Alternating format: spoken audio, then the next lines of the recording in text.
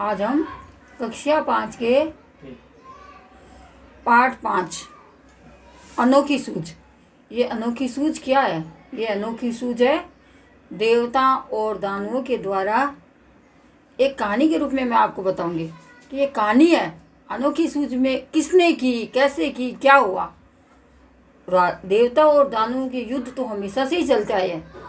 हम जब भी कहानियाँ सुनते हैं, टीवी देखते हैं, सीरियल देखते हैं, उसमें बार बार आता है ना कि देवता और दानवों का युद्ध हुआ। तो हम भी इस कक्षा के इसी पाठ में अनोखी सूझ कहानी को पढ़ेंगे। अनोखी सूझ कहानी क्या है? इसमें देखो कि बात पुराने ज़माने की है, अभी की तो है ही नहीं, पुराने ज़माने की बात है। उन दिनों देवताओं और दानवों में युद्ध होता रहता था, आपस में झगड़ा होता रहता था। दोनों पक्ष मिलकर एक बार प्रजापति के पास गए। प्रजापति कौन है? ब्रह्मा जी। ब्रह्मा जी को कहते प्रजापति के पास गए और जाके बोले, मान्यवर, हम दोनों में आपकी संतान है, देवता भी आपकी संतान है और दानव भी आपकी संतान है, तो हम दोनों में बुद्धि में बड़ा कौन है? ये देखो चित्र, इसमें एक तरफ दानव खड़े, एक तरफ देवता खड़े हैं। अब ब्रह्मा जी किसको कहे कौन बड़ा है? तो ब्रह्मा जी ने उनको क्या कहा, ये देखो। उनकी बात सुनकर प्रजापति मुस्कुराए, थोड़े से मुस्कुराए, हंसे, यानी खिलखिला के नहीं, थोड़े से मुस्कुराए और मन में सोचने लगे, किसे बड़ा बताऊं? दोनों मेरी संतान है। ऐसे होता है, एक माँ को भी पूछे ना, दोनों में से आपको कौन अच्छा लगता है, तो वो भी नहीं बता पाती। वैसे भी ब्रह्मा जी ने कहा किसे बड़ा बताऊं, तो उन्होंने सोचा कि देवताओं को या दानवों को। दानवों, अगर देवताओं को बड़ा बताता हूँ तो दानव नाराज हो जाते हैं, और दानवों को बड़ा बताऊं तो देवता नाराज हो जाएंगे। हो सकता है तब दोनों आपस में झगड़ने ही लग जाए। तब ब्रह्मा जी क्या करते हैं, प्रश्न तो बड़ा टेढ़ा है, बड़ा बताए, किसे बताए? तो कुछ सोच कर वे बोले कि इसका उत्तर कल दूंगा, यानी कल बताऊंगा। आप दोनों ही कल मेरे यहाँ भोजन को आमंत्रित है, यानी दोनों मेरे घर, मेरे स्थान पर खाना खाने आ जाना, और भोजन के बाद ही बताऊंगा कि कौन बुद्धि में श्रेष्ठ है। तो दूसरे दिन देवता और दानव दोनों पक्ष भोजन को पहुंच गए और दोनों को अलग अलग कमरों में बैठाया गया। देवताओं को एक कमरे में बैठा दिया और दानवों को एक कमरे में बैठा दिया, और वहाँ मिष्ठान से भरे थाल भिजवा दिए। मिठाई से भरे, मिष्ठान होता है मिठाई। प्रजापति दानवों को के कमरे में गए और उन्होंने कहा, आप लोग भोजन करें, लेकिन शर्त क्या है कि भोजन करो उस समय आपकी ये जो कोहनी होती है ना, कोहनी, वो नहीं मुड़नी चाहिए, क्योंकि हम भोजन खाते हैं, हमारी कोहनी तो मुड़ेगी। अब ये बड़ा टेढ़ा प्रश्न था कि अब बिना कोहनी मोड़े भोजन कैसे करे। और यही बात ब्रह्मा जी ने देवताओं के कमरे में जाके कही। अब दोनों ने कैसे भोजन किया, ये बुद्धि की परीक्षा थी। तो प्रजापति की बात सुनकर, यानी ब्रह्मा जी की बात सुनकर दोनों थोड़े परेशान हो गए कि एक दूसरे का मुंह ताकने लगे। भाई स्वयं भोजन करना है तो कोहनी तो मोड़नी पड़ेगी।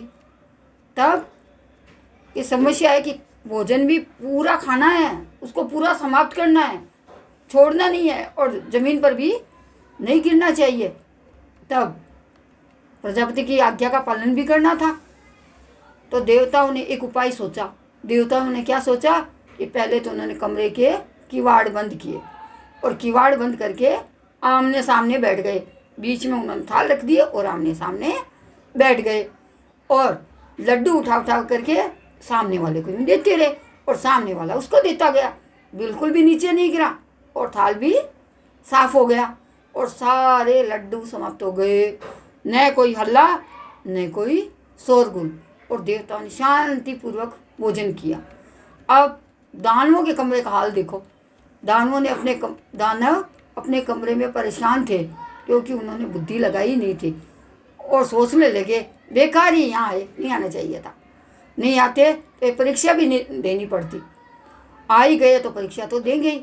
तब दानवों ने भी किवाड़ बंद कर लिए और लड्डुओं के थाल पर टूट पड़े, और फिर क्या करते, एक लड्डू को उठाया और पूरा फेंका और अपना मुंह यूँ खोला। इस तरह से क्या होता है, कोई लड्डू मुंह में गया तो कोई ज़मीन पे गिर गया। तो जब लड्डू नीचे आता तो अपना मुंह खोल के लपकते उस पर, और लड्डू ज़मीन पे गिरते और चूर चूर हो जाते।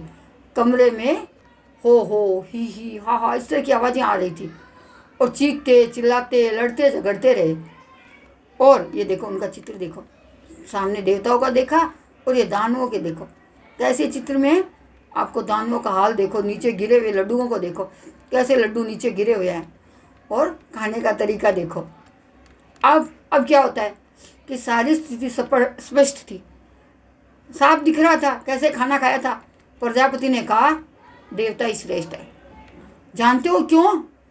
इसलिए कि उन्होंने सहकार की भावना से काम लिया। सहकार क्या होता है?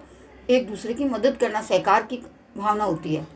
खुद भी खाओ और दूसरों को भी खिलाओ, जियो और जीने दो। ये इनकी विशेषता है। किसकी? देवताओं की। इन्होंने बुद्धि से काम लिया और सूझबूझ भी दिखाई। ये आमने सामने बैठ के और एक दूसरे के मुंह में लड्डू भी देते रहे। थोड़ी देर में थाल साफ भी कर दिए। दूसरी तरफ दानवों ने शर्त का पालन तो किया, लेकिन लड्डू उछालते रहे और उन्हें पाने के लिए लपकते भी रहे। न खुद खाए और न ही दूसरों को खाने दिया। लड्डू तो बिगड़े ही बिगड़े, पेट भी भरा नहीं और भूखे ही रह गए। कहानी कैसी लगी? अच्छी थी ना? मुझे तो बहुत अच्छी लगी।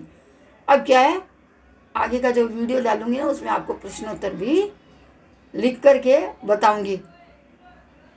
तो अब हम अगले वीडियो में मिलेंगे प्रश्नोत्तर के साथ।